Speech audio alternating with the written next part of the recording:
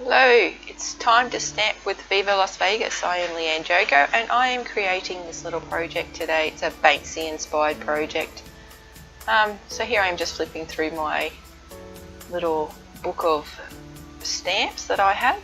And I knew that I wanted to do this on a heap of tea bags and coffee bags that I've been collecting, something a little bit different. So I had a general idea in my head about how this was going to go, but I didn't know exactly what stamps I was going to use before I started. So the idea was to pick some stamps, get some tea bags and some coffee bags, stamp on them and then cover them in resin, and that was about as far as I'd thought. So it was sort of a let's see how we go type project, which is pretty much how most of mine start.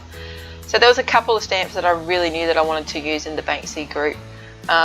So most of these are from either plate 1506 or 1491. So I've got the Banksy ones and the Wall Singer. You have Zero Friends Kid, Enjoy Your Life, Just Because, Butterfly Shooter, Ladder Painter and Zebra Washing. So I'm just going through just deciding which ones I had and where they were going to go. So with the You Have Zero Friends Kid, it actually comes with that bubble from the, like your Instagram bubble on the stamp, but because I bought them in a plate, I actually cut them out, so I've got two stamps, so I don't necessarily have to use the two of them together, which I really like. So here I am, I'm just going through and I've just got some double side tape that I'm just going to sort of stick my stamps onto my plate so that it sort of helps a little bit more. Just with some Stazon ink, just the jet black. As you can see, I don't get the perfect image, and you know that's pretty fine. I'm not going to jump up and down about that, but the end project actually comes out pretty good and I'm really happy with it. That's the Enjoy Your Life stamp. It didn't actually work, but as I said, you know, it's the general feel at the end of this project. I'm so happy with it, so we'll go with that. I love that boy. It's one of my favourite stamps from Viva. So I sort of picked some of my favourites that fit on the tea bags. So as you can see, some of the tea bags I've opened up, and then the little square ones are actually coffee bags. I went away with uni for a little while ago, and people were using the little coffee bags for that, so they thought I was pretty weird. I had a collection going of all their used tea bags and coffee bags, went into a pile for me to save. So yeah, so now I'm just going and I'm just mucking around with the configuration. You'll see I'll get my phone out in a minute because I had it lined up, like I took a photo of these ones and how I'm going to play with them. So now what I do is I get my resin. So it's just an art resin. It's a 1:1 or 1:1 ratio. Just mixing it up a little bit. Now the reason I decided to have a go at this was because I'd done a piece the other day that I'd covered in resin, and I had some leftover resin, and I thought, oh, I wonder what a tea bag does with resin, because I've used resin paper and everything like that, and it actually comes out like clear, like very transparent. So I've got some different coloured ones. I've got the tea bag, normal tea bags with your black tea there. I've got the coffee bags, and then one of them is like some raspberry infusion bag things. So that's why they're all different colours. So there I've just poured out some of the resin, and I'm laying in the bags into that. So I actually laid them up so that the stamp side was onto the mat that I'd actually pre-poured. So this is just a silicone sheet, so just a baking sheet, so everything comes off when it's dry. So you'll just have to excuse my voice today. I'm a little nasally because it's a bit of sinus out, something's out blooming around the place.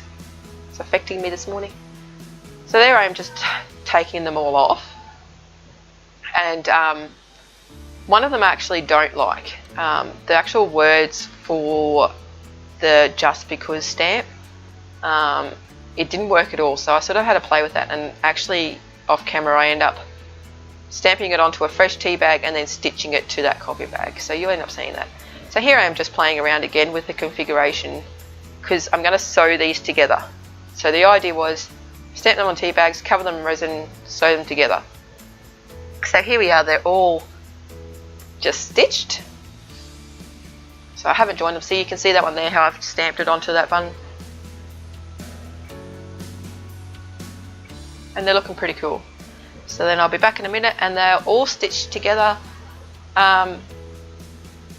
Obviously my calculations, I'm not the best sewer in the world, like, I'm going to be honest.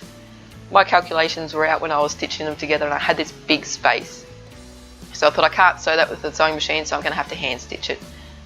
So that's what I'm doing here, and then I'll actually get, after I've done this a little bit, down in the bottom corner there, it ends up being an orange rusty colour thread, and I just put 3 X's down there. I like putting X's on my work, I don't know why. And I love hand stitching as well. So this is where I get a bit stuck and I'm like, I think it needs a background. So I've got some canvas panels that are just sitting over on the side, so I thought, okay, I'm going to use the canvas panel. I'm thinking this is the only one that I've got, it's huge. So I'm going to do a background on it. So I've just got out some Atelier Gesso Primer here.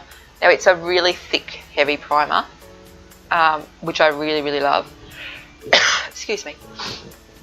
So I just sort of dry it off just a little bit, and then I'm going to get the cross marks background and the carved X's stamp and just sort of press it in there, just to create a bit more texture.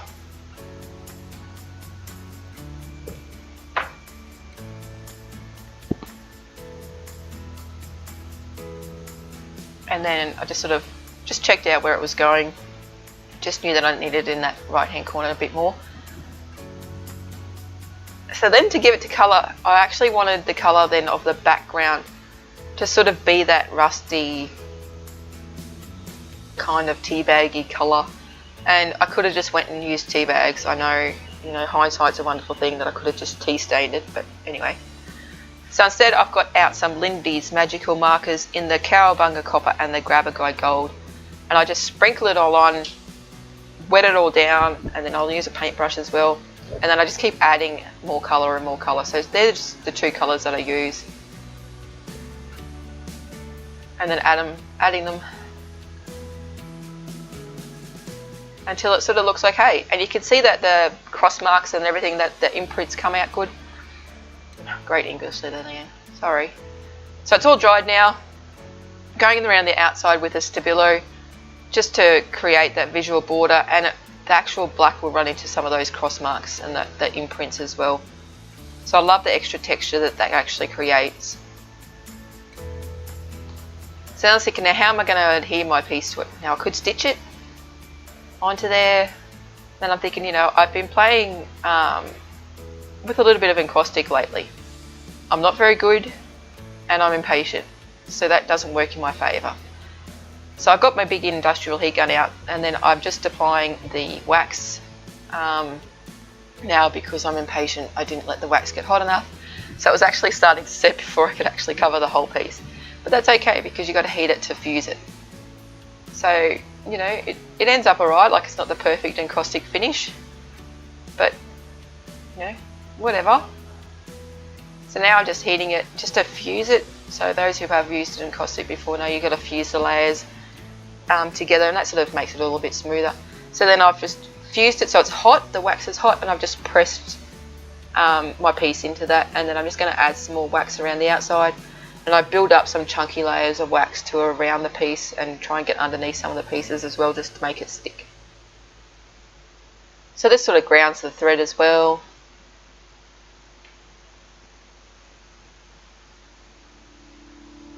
So you can sort of see the lines that you get with your brush marks when you're making the encaustic, and then the heat when you're fusing makes it all nice again.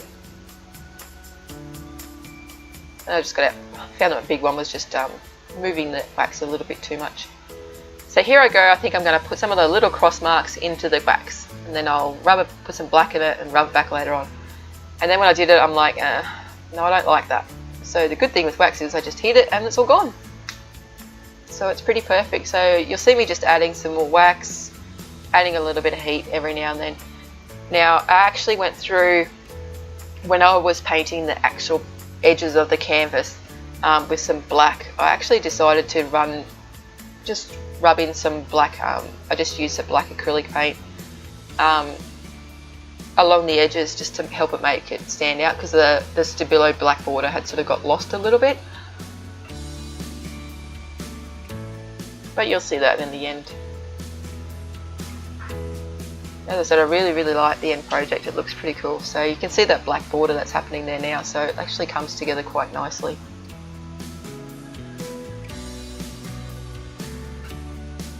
And I love that saying, just because it's not in a museum doesn't mean it's not art, which is fantastic.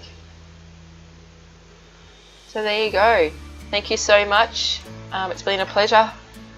Please like and comment, and don't forget to subscribe to Viva. Thank you very much. Bye.